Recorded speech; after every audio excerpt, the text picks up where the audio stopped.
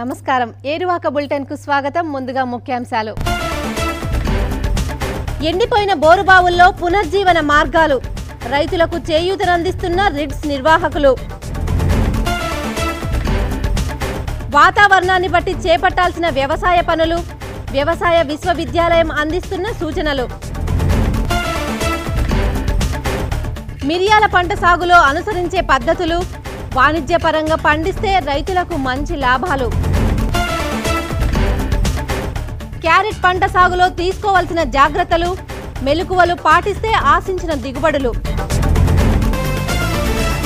మనిషి బతకడానికి గాలి, నీరు, ఆహారం, నీడ ఎంతో అవసరం. ఇవి లేని జీవితాన్ని ఊహించలేం. నీరు మన రోజువారీ పనులకు ఎంతో అవసరం. అయితే నీటి కరువును ఒకసారి ఊహించుకోండి. కష్టంగా ఉంది కదా.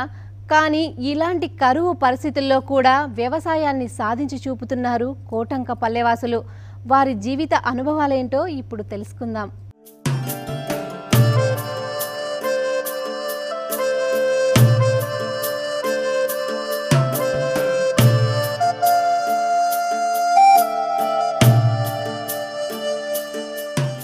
అనంతపురం జిల్లా పేరు వింటే మన కళ్ల ముందు కరువు నాట్యం చేస్తోంది.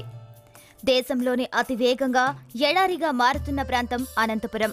ప్రతి సంవత్సరం ప్రభుత్వం ప్రకటించే కరువు ప్రాంతాల వివరాల్లో అనంతపురం జిల్లాలోని దాదాపు అన్ని మండలాలుంటాయంటే పరిస్థితి ఎంత తీవ్రమో అర్థమవుతోంది.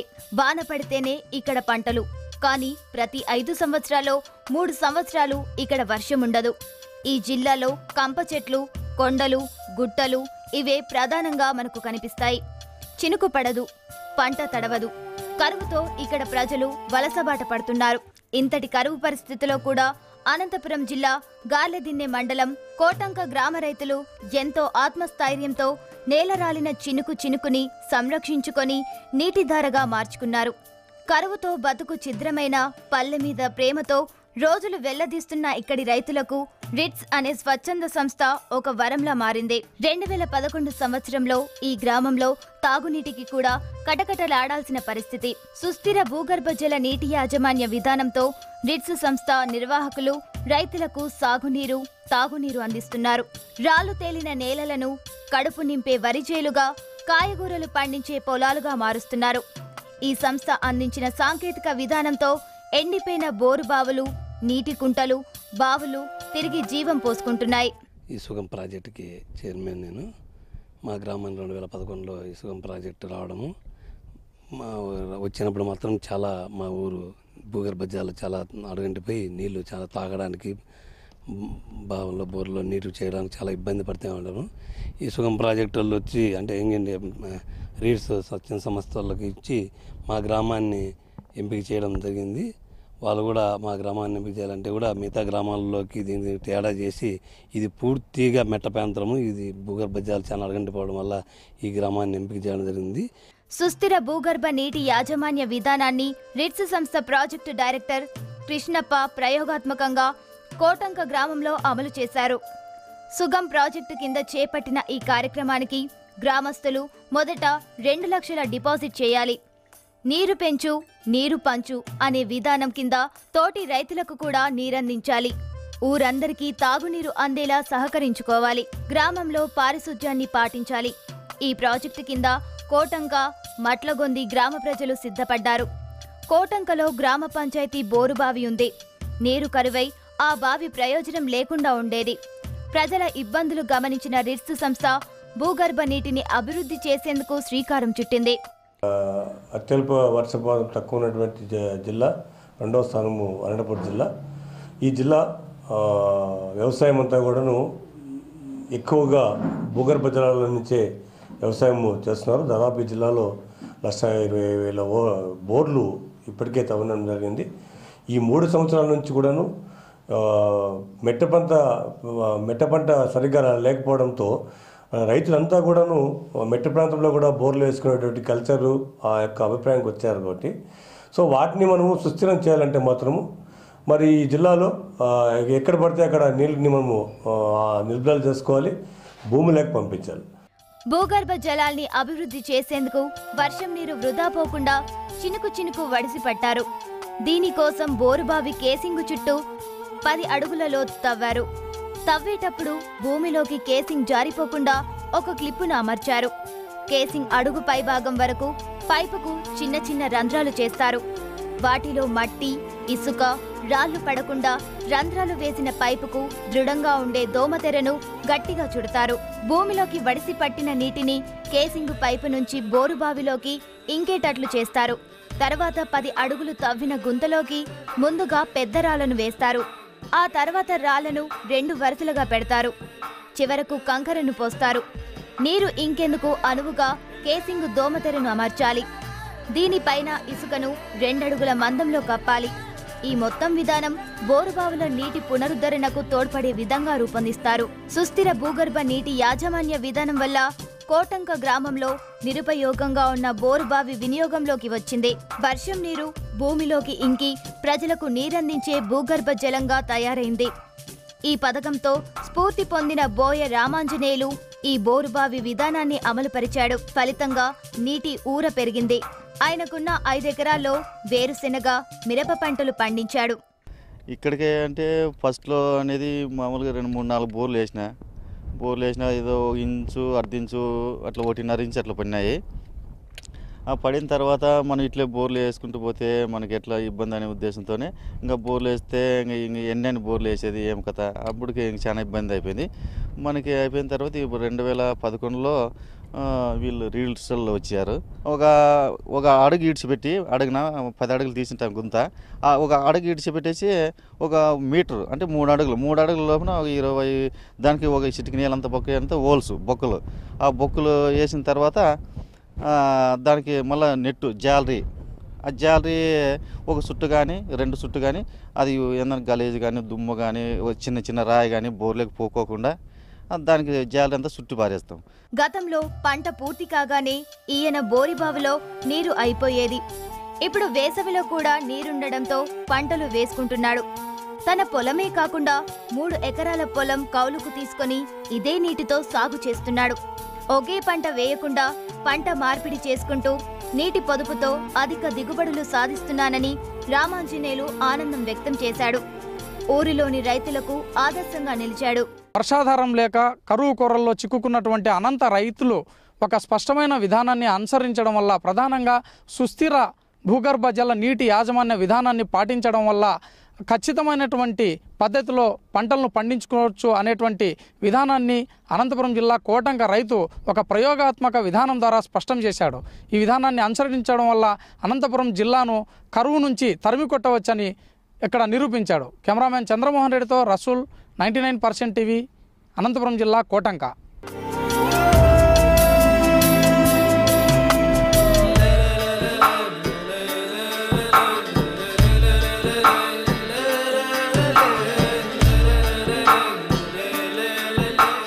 వ్యవసాయం వాతావరణం మీద ఆధారపడి ఉంటుంది. ఆయా పరిస్థితులను అనుసరించి సాగులో సరైన యాజమాన్య పద్ధతులు అవలంబించాలి. ఋతువులో చేయాల్సిన పనులు ఆ సమయంలోనే పూర్తి చేసుకోవాలి. అప్పుడే మనం ఆశించినంతగా పంట దిగుబడులుంటాయి. ఇప్పుడు మనం చేయాల్సిన వ్యవసాయ పనులేమిటో చూద్దాం.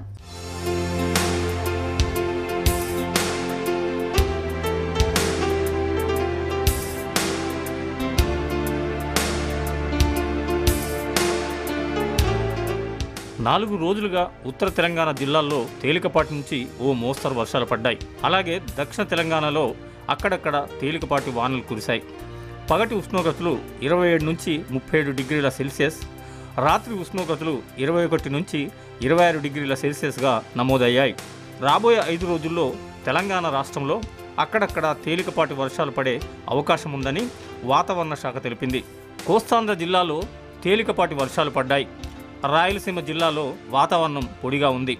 పగటి ఉష్ణోగ్రతలు 31 నుంచి 39 డిగ్రీల సెల్సియస్, రాత్రి ఉష్ణోగ్రతలు 21 నుండి 29 డిగ్రీల సెల్సియస్గా నమోదయ్యాయి. రాబోయే 5 రోజుల్లో ఉత్తర కోస్తాంధ్ర జిల్లాల్లో తేలికపాటి నుంచి ఓ మోస్తరు వర్షాలు పడే అవకాశం ఉంది.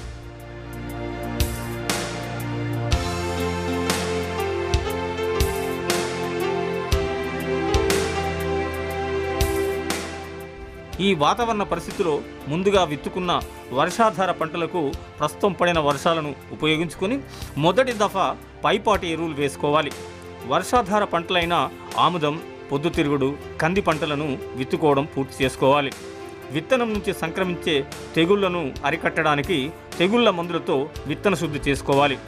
పడిన వర్షాల ఆధారంగా ఆముదం పంట కోసం సరైన విత్తనాలను వేసుకోవాలి. ఆముదం పంట విత్తే సమయంలో 25 కిలోల యూరియా, 100 కిలోల సింగిల్ సూపర్ ఫాస్ఫేట్, 20 కిలోల మ్యూరేట్ ఆఫ్ పొటాష్ ఎరువులను వేయాలి. విత్తిన 48 గంటల్లోపు ఎకరానికి 1.3 లీటర్ల పెండిమిథాలిన్ మందుని పిచికారీ చేసి కలుపుని నివారించుకోవాలి. వర్షాధార వేరుశనగ సాగులో ఎకరానికి 18 కిలోల యూరియా, 100 కిలోల సింగిల్ సూపర్ ఫాస్ఫేట్, 33 కిలోల మ్యూరేట్ ఆఫ్ పొటాష్లను విత్తే సమయంలో వేసుకోవాలి.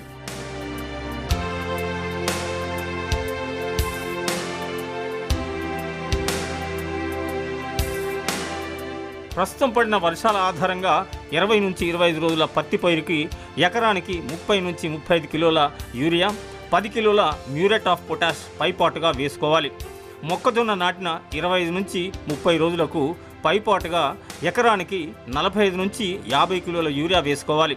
వరి నారుమళ్లలో కార్బోఫ్యూరాన్ 3G గుళికలను 200 చదరపు మీటర్ల నారుమడికి 1 కిలో వంతున నారు పీకడానికి వారం రోజుల ముందు వేయాలి. వరిలో ఉల్లికోడు, కాండం తొలుచు పురుగులు రాకుండా ముందు జాగ్రత్తగా నాటిన 15 నుంచి 20 రోజుల్లోపు కార్బోఫ్యూరాన్ 3G గుళికలను 10 కిలోలు వేసుకోవాలి. వరిలో తాటాకు తెగులు గమనించినట్లయితే దీన్ని నివారించడానికి ప్రొఫెనోఫాస్ 2 మిల్లీలీటర్లు లీటర్ నీటికి కలిపి పిచికారీ చేసుకోవాలి. నేరుగా విత్తిన లేదా డ్రమ్ సీడర్తో విత్తిన వరి పొలంలో నేల నుంచి వచ్చే శిలీంధ్రాల వల్ల మొక్కలు కుళ్ళిపోతాయి. ఆకుల మీద గోధుమ రంగు మచ్చలు ఏర్పడతాయి. దీన్ని అరికట్టడానికి 2.5 గ్రాముల కార్బండిజం 20%, మాంకోజెబ్ 50%, 3 గ్రాముల మందుని లీటర్ నీటికి కలిపి పిచికారీ చేయాలి.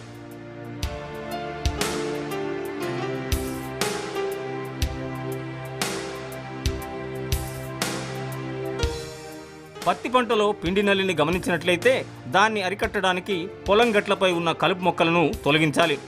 పత్తిలో రసం పీల్చే పురుగులను నివారించడానికి మోనోకోటోఫాస్ మందు 1:4 నీటికి కలిపి లేత కాండం మీద మెత్తడి బ్రష్తో పంట విత్తిన 40 రోజులకు పూయాలి. పత్తికి రైజాటోనియా వేరుకుళ్ళు తెగులు వస్తే ఆకులు ఎర్రబడతాయి. దీన్ని నివారించడానికి 3 గ్రాముల కాపర్ ఆక్సిక్లోరైడ్ లేదా 3 గ్రాముల కార్బండిజం 12% లీటర్ నీటికి కలిపి 7 నుంచి 10 రోజుల వ్యవధిలో 2 నుంచి 3 సార్లు మొక్కల మొదలు బాగా తడిచేటట్టు చల్లాలి.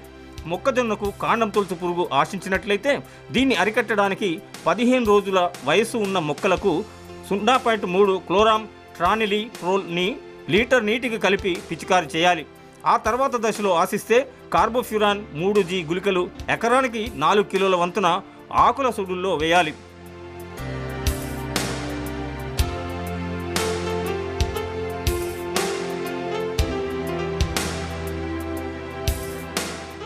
సోయా చిక్కుడుని పెంకు పురుగు ఆశిస్తే దాన్ని అరికట్టడానికి పురుగును గమనించిన వెంటనే 2.5 మిల్లీలీటర్ల క్లోరోఫైరిఫాస్ లీటర్ నీటికి కలిపి పిచికారీ చేయాలి.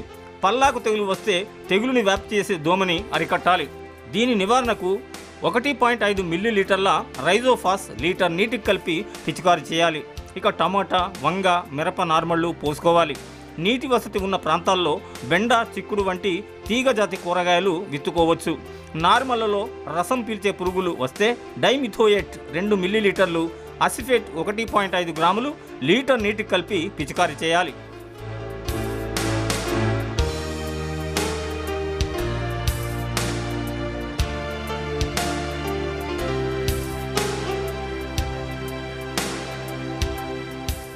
ఏరువాకలో చిన్న విరామం.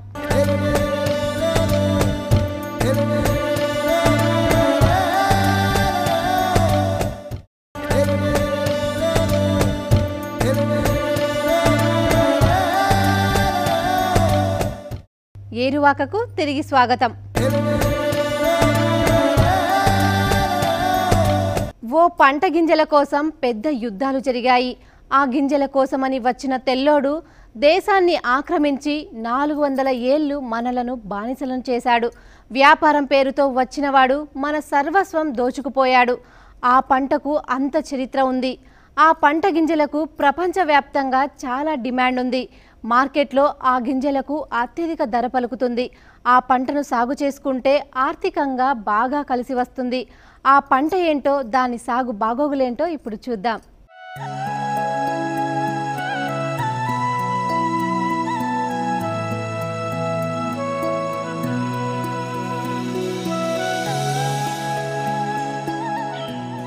మిరియాలకు ఓ గొప్ప చరిత్ర ఉంది. దీనికోసం యుద్ధాలు జరిగాయి. తెల్లోడు మన దేశంలో అడుగుపెట్టడానికి మిరియాల వ్యాపారమే కారణం. ఈ వ్యాపారం పేరుతో వచ్చినవాడు క్రమంగా మన దేశాన్ని ఆక్రమించి 400 ఏళ్లు మనల్ని బానిసలను చేసి పాలించాడు. మిరియాలకు ప్రపంచవ్యాప్తంగా మార్కెట్లో చాలా డిమాండ్ ఉంది. అందుకే దీనికోసం దేశాల మధ్య యుద్ధాలు జరిగాయి. ఈ యుద్ధాలన్నీ మిరియాల కోసమే జరిగాయని చరిత్ర చెప్తోంది.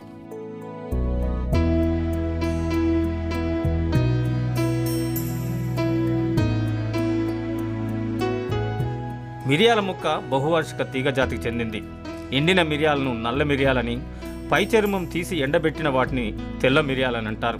ఆంధ్రప్రదేశ్ రాష్ట్రంలోని విశాఖలోని పర్వత ప్రాంతాలైన చింతపల్లి, పాడేరు, అరకు, తూర్పుగోదావరి జిల్లాలోని రంపచోడవరం ప్రాంతంలో దీన్ని సాగు చేస్తారు. రాష్ట్ర వ్యాప్తంగా 10,500 ఎకరాల్లో దీన్ని సాగు చేస్తున్నారు. మిరియాలను వర్షాధార పంటగా పండిస్తారు. సముద్ర మట్టం నుంచి 500 నుంచి 1,500 మీటర్ల ఎత్తులో ఉన్నటువంటి ప్రాంతాల్లో దీన్ని పండించుకోవచ్చు. దీని సాగుకు 1,250 నుంచి 2,000 మిల్లీమీటర్ల వర్షపాతం కావాలి. 10 నుంచి 35 డిగ్రీల సెల్సియస్ ఉష్ణోగ్రత మిరియాల సాగుకు అనుకూలంగా ఉంటుంది.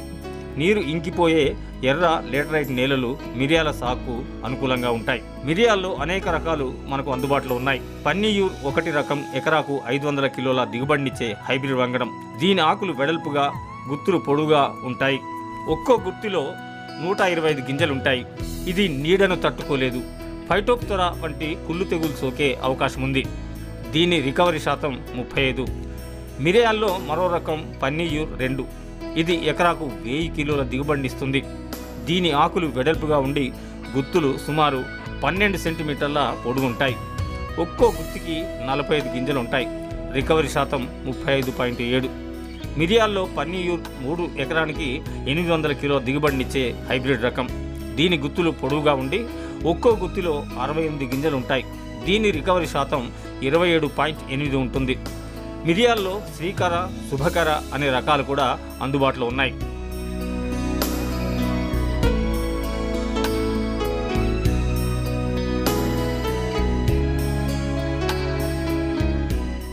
మిరియాల తీగ అడుగు భాగం నుంచి భూమికి సమాంతరంగా పెరిగే రన్నర్స్ని 2 నుంచి 3 కనుపులు ఉన్న చిన్న కొమ్మలుగా కత్తిరించి నాటాలి. ఈ కొమ్మలను మార్చి, ఏప్రిల్ నెలల్లో తీసుకొని నారుమడిలో లేదా పాలిథిన్ సంచిలో నాటుకొని జూన్, జూలై నెలల్లో తోటలో నాటుకోవాలి. మిరియాల తీగలు వేయడానికి 3 సంవత్సరాల ముందు సిల్వర్ ఓక్ మొక్కలను 2.5 x 2.5 మీటర్ల ఎడంలో పెంచాలి. సిల్వర్ ఓక్ మొక్కల మొదల దగ్గర ఉత్తర దిశగా 50 x 50 x 50 సెంటీమీటర్ల పరిమాణం ఉన్న గుంతలు తవ్వుకోవాలి. ఈ గుంతల్లో మిరియాల తీగలను నాటాలి. ఎకరాకు సుమారు 640 తీగలు అవసరం ఉంటాయి.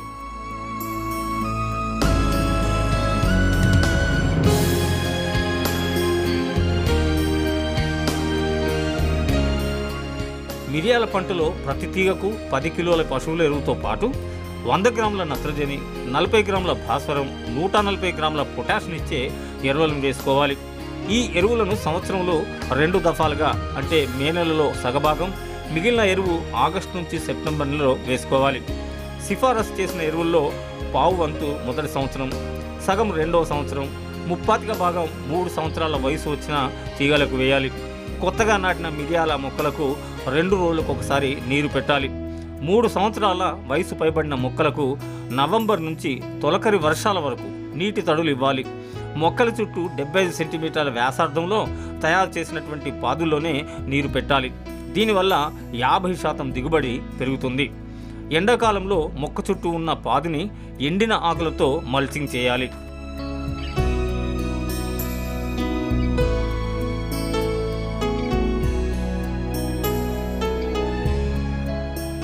కొత్తగా నాటిన మొక్కలు ఊత చెట్టుకు అంటుకొని ఉండటానికి పురితాడుతో చెట్టుకు కట్టాలి. నవంబర్లో తీగల చుట్టూ 2 మీటర్ల వరకు మట్టిని తవ్వి మొక్కల చుట్టూ ఎగదోయాలి. ఊత చెట్లకు ఎక్కువ కొమ్మలు లేకుండా ఫిబ్రవరి, ఏప్రిల్ నెలల్లో కత్తిరించాలి. కాపునిచ్చిన పక్క తీగలను 1 నుంచి 2 ఆకులతో 3 కనుపులు ఉండేలా కత్తిరించాలి. ఇలా సాగు చేస్తే తీగలాగా కాకుండా గుబ్బురుగా పెరుగుతుంది. వీటినే బుష్ పెప్పర్స్ అంటారు. మిరియాలను ఇంటి పరిసరాల్లో కూడా వేసుకోవచ్చు.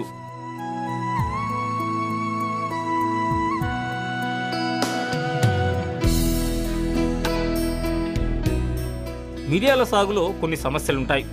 పొల్లు పెంకు పురుగు మిరియాల పంటను ఆశించే అన్ని కీటకాల్లో ముఖ్యమైనది. ఇది పంటకు సోకితే 30 నుంచి 40% పంట నష్టపోతాం. సముద్ర మట్టానికి 900 మీటర్ల కన్నా తక్కువ ఉన్న ప్రాంతాల్లో ఈ పురుగు ఉధృతి ఎక్కువగా ఉంటుంది. తల్లి పురుగులు ఒకచోట చేరి లేత కొమ్మలు, ఆకులు, గెల్లను తింటాయి. ఆడపెంకు పురుగు లేత గింజలపై గుడ్లు పెడుతుంది. ఆ గుడ్ల నుంచి వచ్చే తెల్ల లద్దె పురుగు గింజలోని భాగాన్ని తిని గుల్లగా మార్చి అధిక నష్టాన్ని కలుగజేస్తుంది. దీని నివారణకు క్లోరిఫైరిఫాస్ సంవత్సరానికి 2 సార్లు వేయాలి. గెల తయారు కాకముందు ఒకసారి, తయారయ్యాక మరోసారి పిచికారి చేసుకోవాలి. ఇక మిరియాలను ఆశించే ఫైటోప్తెరా మొదలుకుళ్ళు తెగులు వస్తే ఆకులపై మట్టి రంగు మచ్చలు ఏర్పడతాయి. ఆ తర్వాత పసుపు రంగులోకి మారి ఆకులు రాలిపోతాయి. మొక్క మొదలు కుళ్ళి నీరు, పోషకాల సరఫరా నిలిచిపోతుంది. ఇది సోకిన 20 నుంచి 30 రోజుల్లో మొక్క చనిపోతుంది. దీన్ని అరికట్టడానికి తెగులు సోకిన మొక్కలను తీసివేయాలి. మే, ఆగస్టు నెలల్లో 1% బోర్డో మిశ్రమం పిచికారీ చేయాలి. 5 లీటర్ల ద్రావణం మొక్క మొదలు దగ్గర వేయాలి. ఇలా సాగు చేసుకుంటే మంచి దిగుబడిని సాధించుతాం.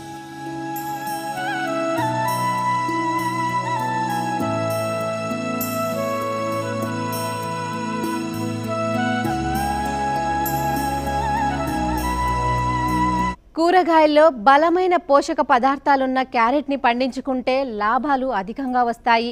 ఈ పంటకు మార్కెట్లో చాలా డిమాండ్ ఉంటుంది. బాగా ధర కూడా పలుకుతుంది. పెట్టుబడికి తగిన ఫలితం రావాలంటే క్యారెట్ని సాగు చేసుకోవాల్సిందే. ఈ పంట సాగులో ఎదురయ్యే చీడపీడలను సకాలంలో నివారిస్తే ఆశించిన ఫలితాలు దక్కుతాయి.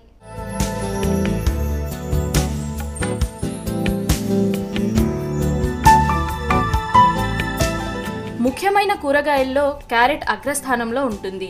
దీనిలో అనేక పోషక విలువలు ఉంటాయి. దీనిలో పుష్కలంగా ఏ విటమిన్ ఉంటుంది. ఖనిజ లవణాలు అధికంగా ఉంటాయి. కెరోటిన్ శాతం అత్యధికంగా ఉంటుంది. క్యారెట్ని సలాడ్గా తినొచ్చు. దాన్ని కూరగా వండుకోవచ్చు. దీన్ని అనేక రకాల కూరగాయలతో కలిపి వండుకోవచ్చు. దీన్ని సాగు చేసుకుంటే మంచి లాభాలు దక్కుతాయి. క్యారెట్ పోషక విలువలతో కూడిన కూరగాయ కావడం వల్ల సామాన్యుల నుంచి సంపన్నుల వరకు దీన్ని ఇష్టంగా తింటారు. దీనిలోని తీపి గుణం వల్ల పిల్లలు ఇష్టపడతారు. దీన్ని రోగులకు తినిపిస్తే త్వరగా కోలుకుంటారు. క్యారెట్ కూరగా కాకుండా సలాడ్గా తింటేనే మంచిది. ఇలా తినడం వల్ల దీనిలోని పోషకాలన్నీ మనకు దక్కుతాయి. చూడటానికి ఆకర్షణీయమైన రంగులో ఉండి నోరూరుస్తుంది. దీనికి మార్కెట్లో ఎప్పుడూ డిమాండ్ ఉంటుంది. కాబట్టి క్యారెట్ సాగు చేయడం వల్ల లాభాలు దక్కుతాయి. దీని సాగులోని మెలకువలు తెలుసుకొని పండిస్తే నష్టం అనే మాటే ఉండదు. రైతు కష్టానికి తగిన ఫలితం ఇచ్చే క్యారెట్ సాగు ఎలాగో తెలుసుకోవాలి.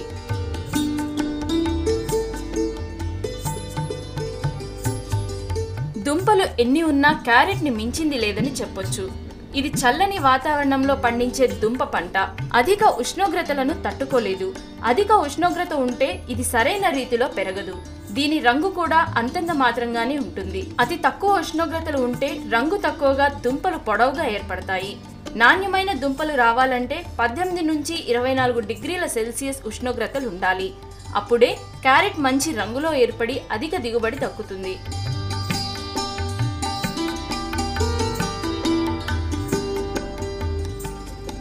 క్యారెట్ని సాగు చేసుకోవడానికి మురుగునీటి వసతి కలిగిన లోతైన సారవంతమైన గరప నేలలు అత్యంత అనువుగా ఉంటాయి. దీని సాగుకు బరువైన బంక నేలలు పనికిరావు. బంక నేలల్లో వేర్ల పెరుగుదల మందగిస్తుంది. అంతేకాకుండా దుంపలు అభివృద్ధి కావు. ఇటువంటి భూముల్లో పండిస్తే దుంపకు పక్క వేర్లు ఏర్పడతాయి. దీన్ని సాగు చేయాలనుకుంటున్న భూమి ఉదజని సూచిక 6.5 ఉన్నట్లయితే పంట బాగా పండుతుంది. దుంపలు మంచి సైజులో ఏర్పడతాయి. రంగు కూడా ఆకర్షణీయంగా ఉంటుంది. క్యారెట్ సాగు చేసుకోవడానికి అనేక రకాల వంగడాలు మనకు అందుబాటులో ఉన్నాయి.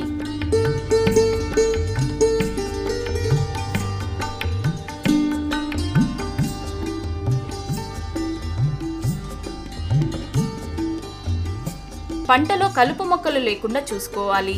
కలుపు మొక్కలు కనిపిస్తే ఎప్పటికప్పుడు తీసివేయాలి. కలుపు నివారణకు పెండిమిథాలిన్ మందుని ఎకరాకు 1.25 లీటర్లు లేదా అలాక్లోర్ 1 లీటర్ని 200 లీటర్ల నీటిలో కలిపి పైర్లో చల్లుకోవాలి. అదే బరువు నేలలైతే ఈ మందుని 1.25 లీటర్ల చొప్పున 200 లీటర్ల నీటిలో కలిపి విత్తిన 24 గంటల తరువాత 48 గంటల లోపు భూమిపై పిచికారీ చేయాలి. 300 గ్రాముల మెట్రిబుజిన్ మందుని 200 లీటర్ల నీటిలో కలిపి పిచికారీ చేసుకోవాలి. ఈ జాగ్రత్తలు తీసుకుంటే క్యారెట్లో అధిక దిగుబడులు సాధించవచ్చు.